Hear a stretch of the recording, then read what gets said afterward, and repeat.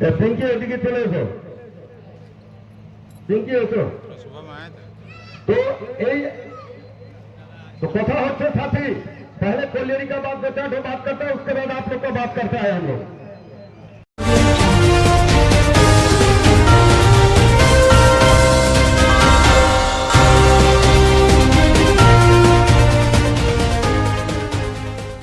অবৈধ বিদ্যুৎ সংযোগ কাটতেই রণক্ষেত্র অন্ডলের খান্দোরা অন্ধকারে শতাধিক পরিবার। পশ্চিম বর্ধমানের অন্ডালের খান্দোরা এলাকার নাগগলিয়ারিতে অবৈধ বিদ্যুৎ সংযোগ বিচ্ছিন্ন করাকে কেন্দ্র করে চরম উত্তেজনা। দীর্ঘদিন এই সংযোগের ওপরেই নির্ভরশীল ছিল বহু পরিবার। এলাকাবাসীর অভিযোগ, কোনো আগাম নোটিশ ছাড়াই হঠাৎ সংযোগ বিচ্ছিন্ন করায় চরম বিপাকে পড়েছেন তারা। বিদ্যুৎ না থাকায় অন্ধকারে দিন কাটছে শিশু থেকে বৃদ্ধ সবার। এর প্রতিবাদে সিটু নেতৃত্বের ডাকে রাস্তায় নামেন এলাকার বাসিন্দারা।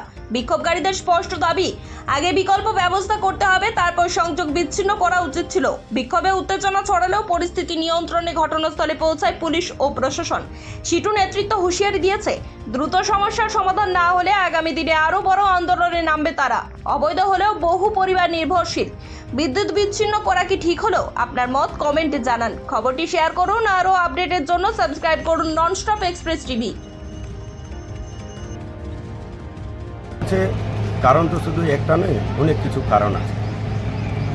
প্রথম মুদ্রা হচ্ছে যে কোলিয়ারি আমাদের যে 3 শিফট চলত, সে কোলিয়ারি আজকে 2 শিফটে চলে এসেছে। কারণ বলা হচ্ছে কি আমরা জানি না খুব ভালো করে যে কী কারণে বন্ধ করা হয়েছে। তো আমরা এটাই বলতে চাইছি যে আজকে যদি কোলিয়ারি বন্ধ হয়ে যাবে, তাহলে আমাদের যে গ্রাম আছে, এই গ্রাম কী করে বা ছোটো ছোটো যে গ্রাম আছে এবং মজদুরদের কী হবে, এ হচ্ছে 1 নম্বর। 2 নম্বর হচ্ছে যে বাড়িতে যে বিদ্যুৎ কাটার জন্য নোটিশ দেওয়া হয়েছে, কিন্তু আমাদের তো একটা এগ্রিমেন্ট ছিল যে 5 কিলোমিটার আশেপাশে যে গ্রাম আছে তাকে বিদ্যুৎ দেওয়া হবে, তার বাচ্চাদের পড়ালেখার জন্য শিক্ষার ব্যবস্থা করা হবে, স্কুল দেওয়া হবে, জলের ব্যবস্থা করা হবে এবং মেডিকেল ফ্যাসিলিটিও দেওয়া হবে।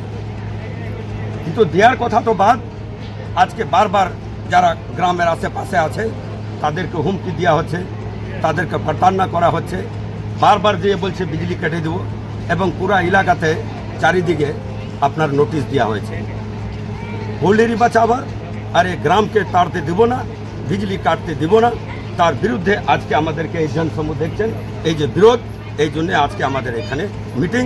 আমরা কোনো মতে কোলিয়ারিকে আর বিক্রি হতে দেব না, আর এখানে খুব শীঘ্রের মধ্যে 3 শিফট চালু করতে হবে। তার সাথে সাথে এই যে ওয়েজ বোর্ড যে 12 লাগু হওয়ার কথা আছে, এই লাগু হওয়ার যে প্রক্রিয়া আছে সেটা শীঘ্রই কেন্দ্র সরকার যে আছে তাকে আরম্ভ করতে হবে। আপনার পরিচয়?